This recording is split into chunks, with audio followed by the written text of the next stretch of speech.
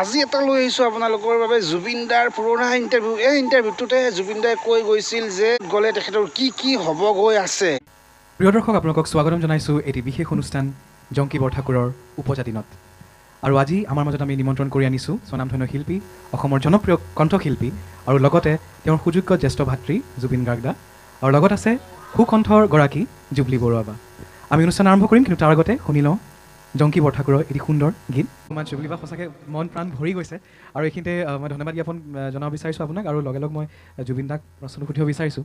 প্ৰথমতে অশেষ ধন্যবাদ যে আজি জংকী বাৰ উপজাতিনত আপুনি ইমান ধুনীয়াকৈ ঘৰুৱাভাৱে এটা মধুৰ সন্ধিয়া এটা সংগীতময় সন্ধিয়া এটা আয়োজন কৰিবলৈ আমাক সুযোগখন দিছে, তাৰ বাবে অশেষ ধন্যবাদ জ্ঞাপন কৰিছোঁ জুবিন দা।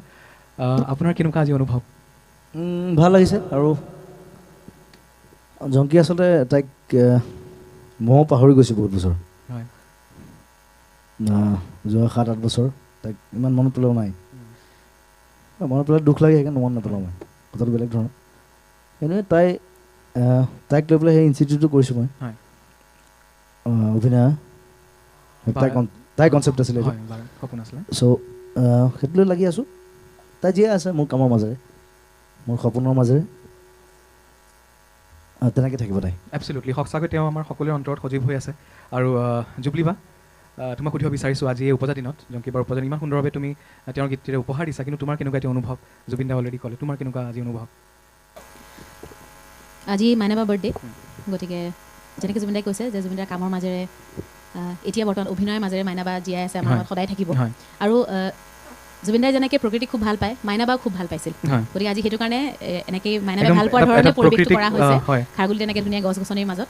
গতিকে বায়ে খুব ভাল পাইছিল, জীৱ জন্তু ভাল পাইছিল, গতিকে গোটেইখিনি আছে, গতিকে ভাল লাগিছে। ওপৰত বেলগছ, তাকে তেওঁলোকে কৈও দিছে। খালি জমনি এটা হৈছে, নতুন মোৰ চিনেহা দুটা আহিছে। চিনেহা মানে চাইনিজ,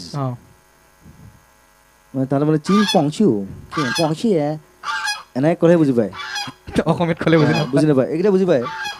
জুবিন দা, মই সুধিব বিচাৰিছোঁ যে আপোনাৰ দুগৰাকী ভগ্নী আছিলে, মানে আছে, আৰু তাৰ ভিতৰত আপুনি জংকী বাৰ লগত অলপ বেছি ক্ল'জ আছিলে জানিব পৰা মতে।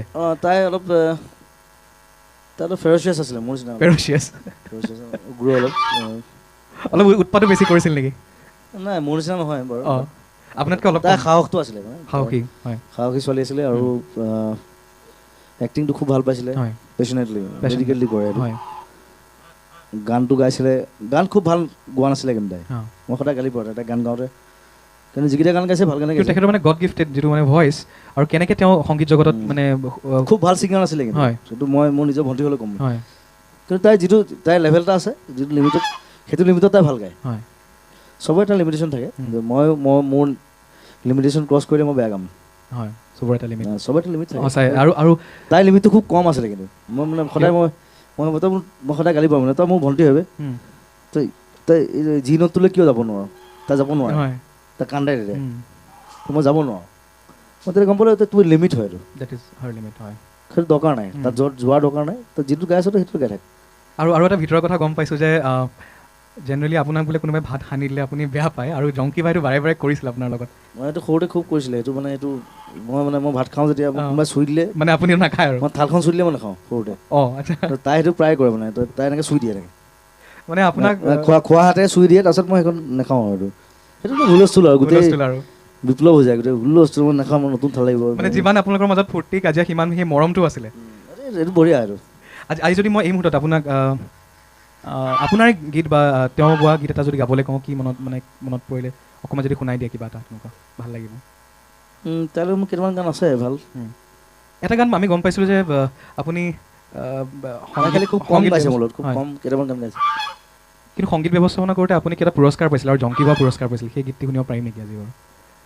সেইটো গান, সেইটো আচলতে মোৰ কম্প'জিশ্যন আছিলে। আপোনাৰ কম্প'জিশ্যন তাই গাইছিলে খুব সুন্দৰ জুবিন দা, সঁচাকৈ খুব ভাল লাগিছে। আৰু এইখিনিতে মই শলাগ ল'ব লাগিব আমাৰ বাদ্যযন্ত্ৰী শিল্পীসকলক, আমাৰ শ্ৰদ্ধা আৰু মৰমৰ ৰাজা দা, অঞ্জন, শেখৰ, দীপকেশ দা, সকলোকে।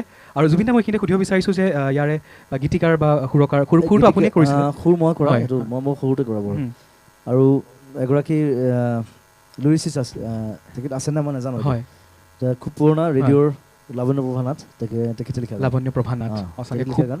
আৰু সেইটো মই সেই সৰুতে কৰোঁতে তেতিয়া সেই কিতাপবিলাক পাওঁ হয় বেলেগ বেলেগ গীতিকাৰৰ বেলেগ বেলেগ হিউদা গানটো তেনেকৈ গানে গানটো তেনেকৈ কৰা হয় তেতিয়া মই কালেক্ট কৰোঁ মানে কিতাপ পাওঁ যে গীতি সাহিত্য কালেক্ট কৰি লৈ আহোঁ যিটো গান ভাল লাগে মই তেনেকৈ কৰোঁ এইটো গান তেনেকৈ কৰা গান আৰু একদম এইটো একদম ৰাগ প্ৰধান শৈলীত আপুনি বনায় ৰাগ প্ৰধান এইটো খুব বেছি এছ ডি বৰ্মনৰ এটি নহয় দুটি নহয় আছে বহু কথা it's very simple but musically very গাবলৈ বৰ টান গাবলৈ যথেষ্ট কঠিন মিউজিকেলি ভেৰি ৰিচ সঁচাকৈ শুনিবলৈ বৰ ইজি লাগে but it's a tough song আৰু মেজাজি মানে একদম আমি ডুবি গৈছোঁ সকলোৱে মেজাজি একদম বঢ়িয়া আৰু এটা আমাৰ বস্তু এইবিলাক হয় খুব ভাল লাগিছে প্ৰিয় দৰ্শক আমি আৰু সুন্দৰ সুন্দৰ গীত শুনিম আৰু বহুতো নজনা কথা আজি জানিম কিন্তু এইখিনিতে আমি চাই লওঁ গৰিমা বৌয়ে জংকী বৰঠাকুৰক খুব ভালকৈ পাইছিলে তেওঁৰ জুবিনৰ মোৰ বিয়াৰ আগতে আচলতে আৰু তাই প্ৰায় আমি সমবয়সী আছিলোঁ সেইকাৰণে তাইৰ লগত মোৰ বন্ধুত্বটো বৰ বেলেগ ধৰণৰ আছিল তাই প্ৰায় সকলোবোৰ কথা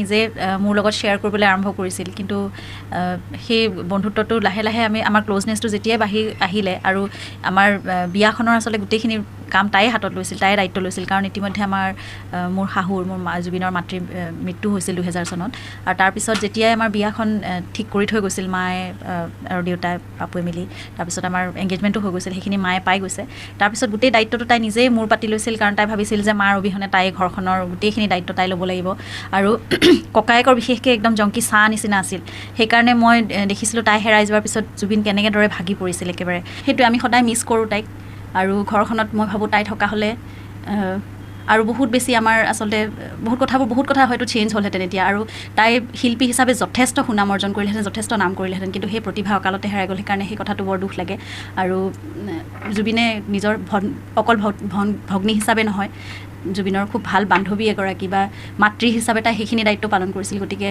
খুব ডাঙৰ এটা মানে ছাঁ জুবিনৰ পৰা বা মূৰৰ পৰা এখন হাত হেৰাই গ'ল সেইটো কথাৰ কাৰণে আমি বহুত মানে জুবলিবা তোমাৰ কাষলৈ আকৌ কিবা এটা সোধাৰ আগতে এইবাৰ তুমি জংকীবাৰ আৰু জুবিনদাৰ কোনটো গীত গাম বুলি ভাবিছা মাইনাবা আৰু গলিদাই গোৱা আমি একেলগে গীতটি গাওঁ বিঅপি পৰিলে জানা মোৰ খুব ফেভৰেট হয় থেংক ইউ ছ' মাছ জুবিনদা থেংক ইউ ছ' মাছ জুবলিবা আৰু বাদ্যযন্ত্ৰ শিল্পীসকলক অশেষ ধন্যবাদ জ্ঞাপন কৰিছোঁ প্ৰিয় দৰ্শক বিৰতিৰ সিপাৰে আমি বহুত সুন্দৰ সুন্দৰ গীত শুনিম আৰু নজনা কথা জানিম কিন্তু এইখিনিতে সময় হৈছে এৰিছোঁ বাণিজ্যিক বিৰতিৰ আমি এই গ'লোঁ বিৰতিৰ সিপাৰে বোলা সেইবিলাক আছে বিৰতিৰ ইপাৰে কোন আছে সিপাৰে কোনোবা থাকিলে ইপাৰে থাকিব লাগিবতো ইপাৰে বোলে আমি শুকাই খিনাই এই লাইটৰ মাজত এই TRP লৈ প্ৰাক চেনেলক ধন্যবাদ বাৰু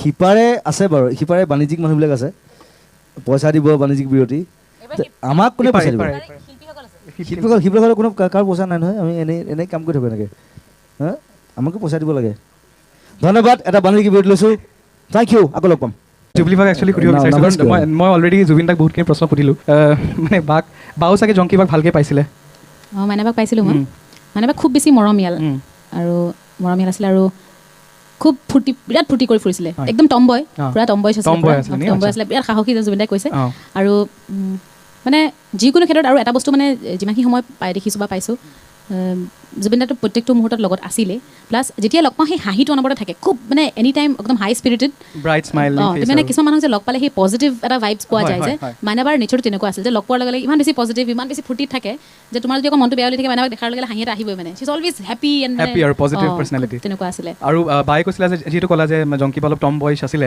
এবাৰ বোলে কিবা কাৰফিউ নে কিবা হৈছিলে আৰু তেতিয়া খোজকাঢ়ি জুবিনে বেছি ভালকৈ ক'ব পাৰিব আছিলে কথাটো ৰাতি 2টা বজাত খানা কৰাৰ পৰা আমাৰ ডিজি মিউজিকলৈ যথেষ্ট দূৰ বহুত দূৰ আছে বাপৰে খোজকাঢ়ি গুচি আহিলে ৰাতি 2টা বজাত মই কৈছোঁ কি কাম কৰিলোঁ তই কিবা 2টা বজাত দেউতাৰ লগত কিবা কাজিয়া লাগি খোজকাঢ়ি ওলাই আহিছে মোৰতো ফোন কৰিব লাগিছিলে তেতিয়া মোৰ বন্ধুটো আছিলে জয়ন্ত পাত্ৰ সি মোৰ একেলগে মৰিছে জংকীৰ লগত তো সিও গালি পাইছে ময়ো গালি পাইছোঁ মানে শ্বি ৱাজ লাইক দ্যাট লাইক মোৰ কাজিয়া লাগিলে মই গুচি আহিলোঁ এনেই ধৰক বহুতে আপোনাক এইটো প্ৰশ্ন সোধে যে আপোনাৰ সংগীত যাত্ৰা কেনেকৈ আৰম্ভ হ'ল আপুনি অনুপ্ৰেৰণা ক'ৰ পৰা পালে কিন্তু মই আজি সুধিব বিচাৰিছোঁ যে জংকীবা আৰু আপুনি কেনেকৈ এই সংগীতে হওক বা সাংস্কৃতিক দিশত কেনেকৈ আকৃষ্ট হ'ল কেনেকৈ সোমাই পৰিলে অলপ যদি আমাক কয় মানে তাই মানে কি তাই খুব নেচাৰেল আছিলে তাই নেচাৰেলি বণ্ডিং মানে এইটো নেচাৰেল বণ্ডিং যিটো কয় সেইটো আছিলে। তাইৰ টেলেণ্টখিনি মই নাজানিলোৱে, কিন্তু তাই খুব নেচাৰেলি বণ্ডিং আছিলে। তাই নেচাৰেলি বণ্ডিং যিটো কয় সেইটো আছিলে। তাইৰ টেলেণ্টখিনি মই নাজানিলোৱে, কিন্তু তাই খুব নেচাৰেলি বণ্ডিং আছিলে। তাই নেচাৰেলি বণ্ডিং যিটো কয় সেইটো আছিলে। তাইৰ টেলেণ্টখিনি মই নাজানিলোৱে, প্ৰথম কথা ক'বলৈ গ'লে তাই যে এক্টিং কৰে মই নাজানো তাই মই এখন নাটকে চাইছোঁ এক্টিং কৰোঁ নেকি মই গমেই পোৱা নাছিলোঁ তাই এক্টিং কৰে তেতিয়া নাম কৰিছে এক্টিং মানে নিজৰ ঘৰত কাৰণে এনেকুৱা নেকি ঘৰ কি মুৰ্গী ডাল বৰাবৰ হৈ গৈছে নিজৰ ঘৰত তাইক মই গানো গাব দিয়া নাছিলোঁ কেলে মানে মই বোলো যেতিয়া মই ক'ম তেতিয়া গান গাবি আচ্ছা হৈছে ডিক্টেশ্যন আৰু তাইক একদম লাষ্ট 2 বছৰ কালে তাৰ আগতে মই তাইক গান গাব দিয়া নাছিলোঁ আৰু এক্টিংটো তাই মই সদায় কওঁ যে তাই গান গোৱাতকৈ এক্টিং বেছি ভাল কৰিছিলে as an actress she was wonderful চবেই কয় তাৰমানে চবেই মোক কয় যে আমি তাই মৰতে কৈছে যে আমি হেৰুৱালোঁ এজ এন এক্ট্ৰেছ গানটো তাই গায় একো নাই গানটো আৰু ব্লাডত আছে কাৰণে গায় আৰু জুবলি বা তুমি কি কি গীতেৰে উপহাৰ দিবা জুবলিটো দমেই দম আমি ভিডিঅ'টো চাই কেনেকুৱা পালে জনাব আৰু কমেণ্টত জাষ্টিছ ফৰ জুবিন গাৰ্গ লিখিব আৰু ভিডিঅ'টো বহুত বেছি ভাল লাগিছে যদি লাইক কমেণ্ট কৰিব আৰু মোৰ পেজত নতুনকৈ যদি পেজটো ফ'ল' কৰিব ইউটিউব চেনেলত যদি নতুনকৈ আহিছে চেনেলটো ছাবস্ক্ৰাইব কৰিব থেংক ইউ